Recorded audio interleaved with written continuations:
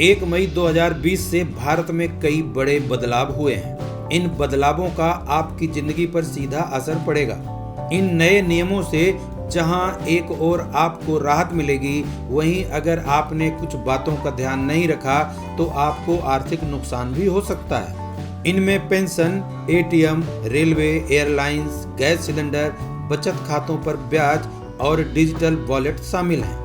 कर्मचारी भविष्य निधि संगठन ग्राहकों के लिए अच्छी खबर है। सरकार ने हाल ही में रिटायरमेंट के 15 वर्ष बाद पूरी पेंशन राशि के भुगतान का प्रावधान फिर से शुरू कर दिया था। इसके तहत अब मई से पूरी पेंशन मिलने लगेगी।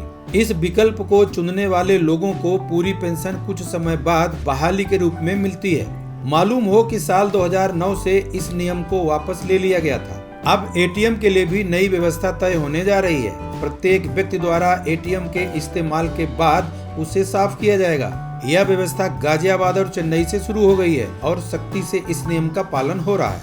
भविष्य में रेल सेवाओं के लिए एक नया नियम लागू हुआ है। 1 मई से प्रभावित हो चुकी, जिसके मुताबिक अब यात्री चार्ट निकल जाने के 4 घंटे पहले तक बोर्डिंग स्टेशन को बदल सकेंगे, जबकि पहले यात्री अपने बोर्डिंग स्टेशन को यात्रा की तारीख से 24 घंटे पहले ही बदल पाते थे। 1 मई से 19 किलोग्राम और 14.2 किलोग्राम वाले गैर सब्सिडी एलपीजी सिलेंडर के दाम सस्ते हो गए हैं।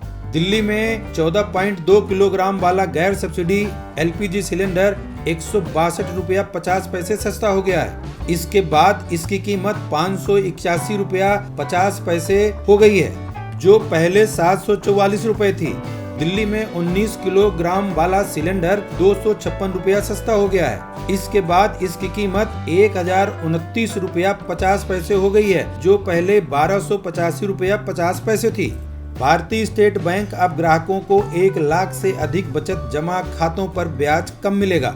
1 लाख तक जमा राशि पर आपको सालाना 3.50% और 1 लाख से ज्यादा जमा राशि पर आपको सालाना 2.75% मिलेगा, जो पहले 3.25% था। भारतीय रिजर्व बैंक ने अप्रैल के महीने में रेपो रेट में 25 आधार अंकों की कटौती की थी। यह 6.25% से 6% हो गया है।